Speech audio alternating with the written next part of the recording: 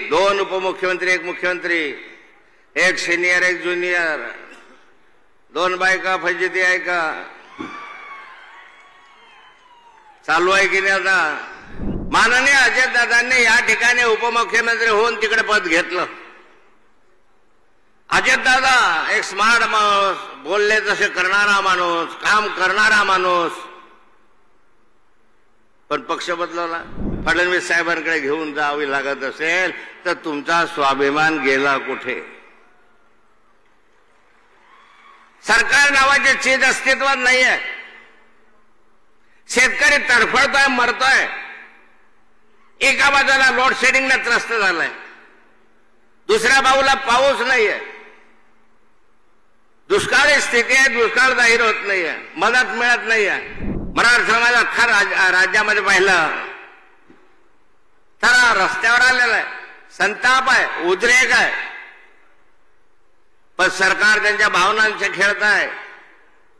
आजचं सरकार पाहिलं तो 1, 2, 3 तिघांचं सरकार आहे.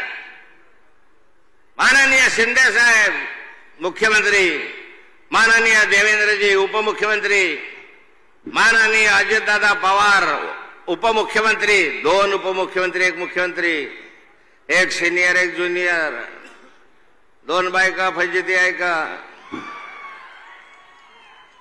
चालू आहे की नाही? आता मला तर माननीय अजितदादांच्या संदर्भामध्ये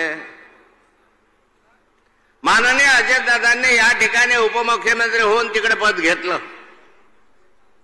अजितदादा एक स्मार्ट माणूस, बोलले तसे करणारा माणूस, काम करणारा माणूस, पण पक्ष बदलवला. पक्ष बदलवल्यानंतर स्वाभिमानी अजितदादा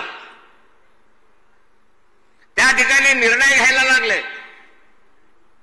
मग निर्णय घेतले की आम्ही साखर कारखान्याला यांना पैसे देऊ, त्याला पैसे देऊ, त्याला पैसे देऊ. निर्णय झाला, स्वाक्षरी झाली आणि मध्येच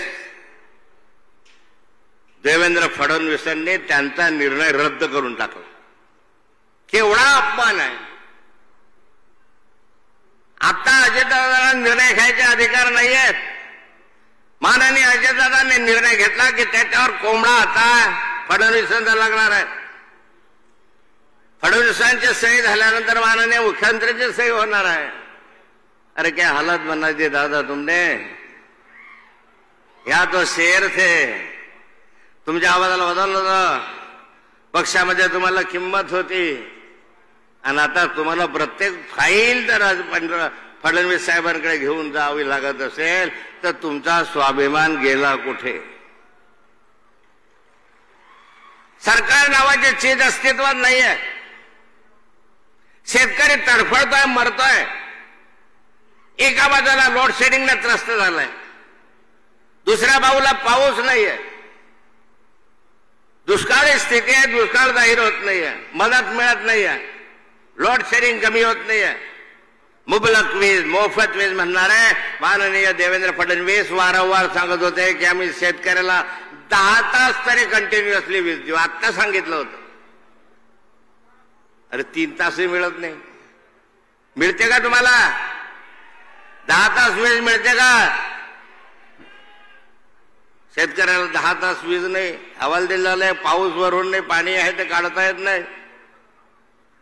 वरून घोषणाबाजी करतात.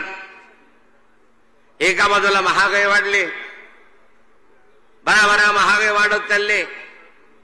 दुसऱ्या बाजूला गॅस सिलेंडरच्या किमती 400 रुपये 200 रुपयांनी कमी केल्या असं सांगता.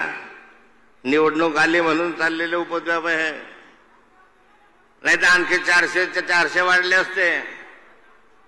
सरकारमध्ये समन्वय नाही, कायदा सुव्यवस्था शिल्लक राहिलेली नाही. दिवसा ढवळा महिलांवर अत्याचार होत आहे, पोलीस पकडत नाही. जळगाव जिल्ह्यात एकदम वाऱ्यावर सोडून दिलं नाही. दर अधिवेशनामध्ये जळगाव जिल्ह्यातल्या सगळ्या 2 नंबरवाल्यांचे नावं मी यादी सहित फडणवीस साहेबांकडे देतो. पोलीस अधिकाऱ्यांच्या नावानिश्चित जातो की किती रुपये कमवत आहे, पण एकावरही वर्षभरात कार्यवाही झाली नाही. कारण वरपर्यंत हप्ते जातात. गल्लोगल्ली दारू चालली, मटका चाललाय, जुगार चाललाय. तुमच्या घराजवळ आहे की नाही ते प्लॅस्टिकची थैली? दारूच्या थैल्या मिळतात की नाही? सट्टा, मटका, जुगार, दारू, दररोज 3-3 खुनाचे प्रकार होतात, घडतात. काय करतायत पोलीस? काय करताय सरकार? या ठिकाणी येतं शासन आपल्या दारी, याच ठिकाणी झालं. कुठे शासन आपल्या दारीला? माणसं होते, पण तुमच्यासारखे होते का? त्यामध्ये अंगणवाडीच्या सेविका होत्या, ग्रामसेवक आणले होते, सरपंच आणले होते, भत्ते देऊन आणले होते. तुम्हाला काही भत्ता बित्ता मिळालाय का? आज कोणी तुम्हाला काही पैसे बिसे दिले आहे का? का आले तुम्ही या ठिकाणी? तुम्हाला माहित आहे उद्याचा पंतप्रधान, उद्याचे नेते शरद पवार साहेब आहे.